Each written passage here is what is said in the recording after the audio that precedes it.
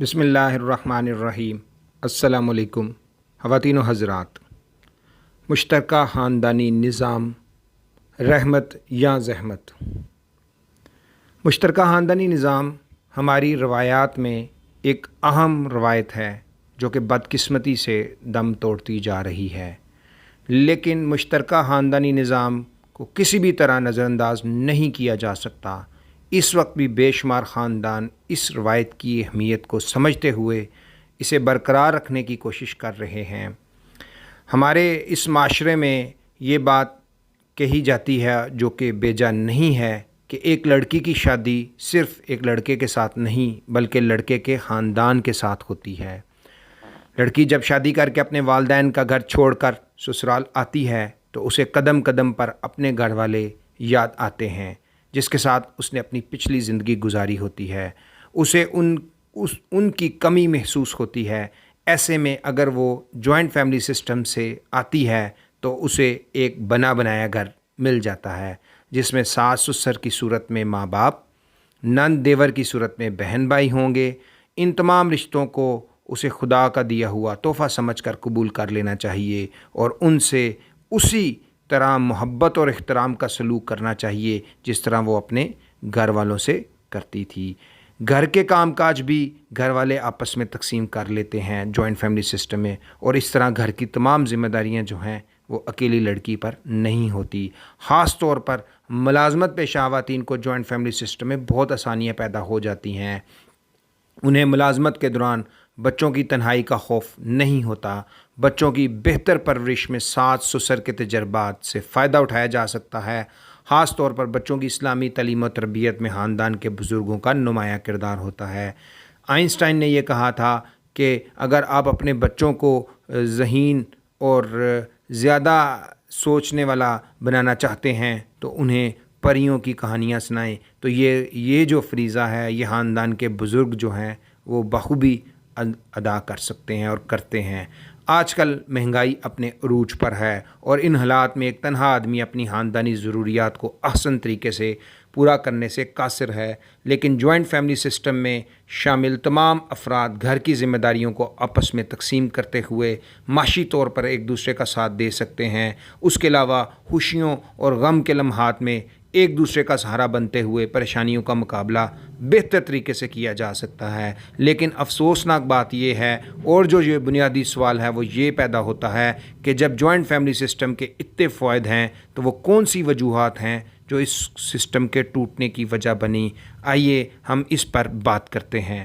عام طور پر joint family system ٹوٹنے کی بنیادی وجہ گھر کے افراد کے درمیان ذہنی ہم آہنگی کا فقدان ہے، یا دوسرے الفاظ میں ہم اسے اختلاف رائے بھی کہہ سکتے ہیں کہ وہ ایک دوسرے سے متفق نہیں ہوتے اور اسی وجہ سے آپس میں دوریاں پیدا ہوتی ہیں۔ دوسری بڑی وجہ جو ہے وہ افراد ایک دوسرے کے معاملات میں مداخلت کرتے ہیں جو کہ آج کل ناگواری کا سبب بنتے ہیں۔ اس کے علاوہ جو فیملی ہے، جوائنٹ فیملی ہے، اس میں جو سب سے زیادہ اہمیت ساس اور سسر کی ہوتی ہے، اس کے بعد شوہر کے قریبی رشتہ داروں کی ہوتی ہے۔ اگر گھر کی بہو ان رشتوں کی اہمیت کو سمجھتے ہوئے ان سے محبت و احترام سے پیش آئے تو لڑائی جھگڑے جنم ہی نہیں لیتے۔ اس کے علاوہ جوائنٹ فیملی سسٹم میں جھگڑے کی ایک وجہ خاوند کی تنہا بھی ہو سکتی ہے، جسے ساس چاہتی ہے کہ بیٹا اسے دے جبکہ بیوی کہتی ہے کہ یہ میرا حق ہے۔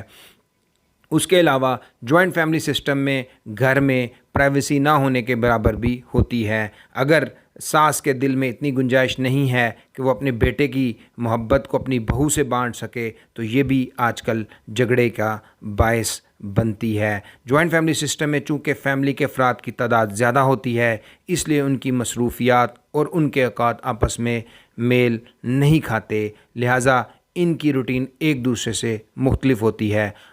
آج کل کے نوجوان نسل اپنے معاملات میں روک ٹوک بھی پسند نہیں کرتے، جبکہ جوائنٹ فیملی سسٹم میں اہل خانہ ایک دوسرے کے بچوں پر تنقید کے علاوہ ان کے معاملات میں دخل اندازی بھی اپنا حق سمجھتے ہیں، جو کہ بچوں کے علاوہ بعض اوقات والدین کو بھی برا لگتا ہے۔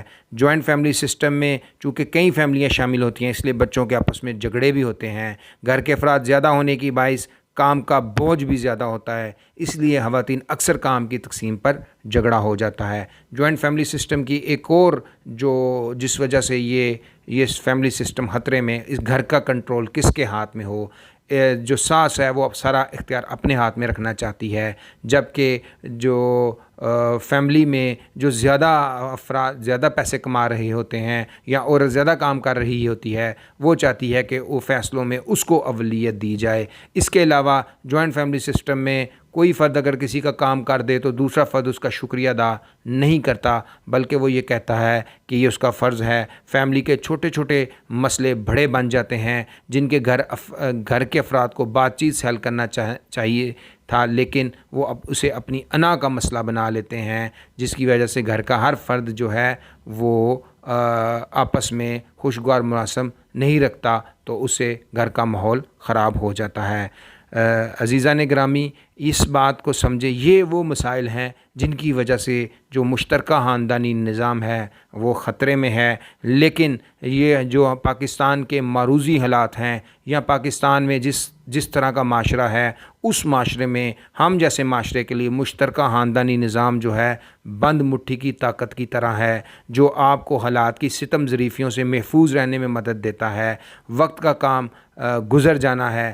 آج اس مقام پر آپ کے ساس سسر موجود ہیں، کل اسی جگہ یقیناً آپ ہوں گے۔ اس وقت آپ بھی اپنی اولاد سے دور دوسروں کے رہن و کرم پر رہنا پسند نہیں کریں گے۔ ایسے وقت میں جب کہ وہ عمر کے اس حصے میں ہوں کہ انہیں اپنی اولاد کی قربت اور خدمت کی ضرورت ہو، تو آپ بھی جو ہے اپنے جوائنٹ فیملی سسٹم کو بچائیں، کیونکہ جوائنٹ فیملی سسٹم جو ہے یہ جو پاکستان کے معروضی حالات ہیں ان میں اب ناگزیر ہوتا جا رہا ہے کہ جو احساس محرومیاں اور جو روز روز ناانصافیاں ہیں، جو گورنمنٹ کی مس مینجمنٹ ہے، اور اس کے علاوہ وبائی امراض اور دیگر بیماریاں اور جو بے روزگاری کے مسائل ہیں، ان سب کو عہدہ بر ہونے کے لیے جوائنٹ فیملی سسٹم بہت اہم ہے۔ اگر ہم یہ جو معاملات جس کا ہم نے پیچھے ذکر کیا ہے، ان معاملات کے اوپر بات چیت کریں، آپس میں گفت و شنید کریں، اور ایک دوسرے کو برداشت کرتے ہوئے، ایک دوسرے کے مزاج کو سمجھتے ہوئے، اس کے مزاج کے مطابق ہم جو اپنے کام کریں، اور جو بنیادی بات ہے وہ یہ ہے کہ اب اللہ کے بنائے ہوئے رشتوں سے پہنچنے والی تکلیف پر ہم گلے شکوے بند کر دیں، بلکہ درگزر کریں، کیونکہ اللہ نے فرمایا تھا جو کسی کی ناگوار بات کو درگزر کرتا ہے اس کو اللہ تعالیٰ دوست بنا لیتے ہیں، اور اللہ تعالیٰ کے دوست کو کوئی خوف، کوئی غم، کوئی پریشانی نہیں ہوتی۔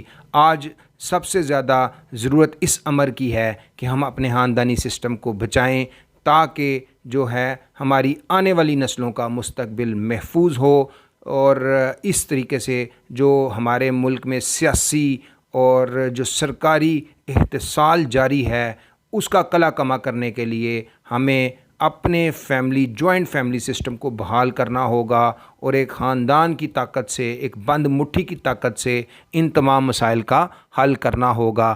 ورنہ تو اگر ہم ایک نیوکلیئر فیملی یعنی کہ یک فیملی سسٹم میں چلے جاتے ہیں تو اس کے بے شمار نقصانات ہوں گے، اور ہماری جو بقا ہے اس کی سلامتی کو خطرات لاحق ہو جائیں گے۔ Thank you very much. السلام علیکم۔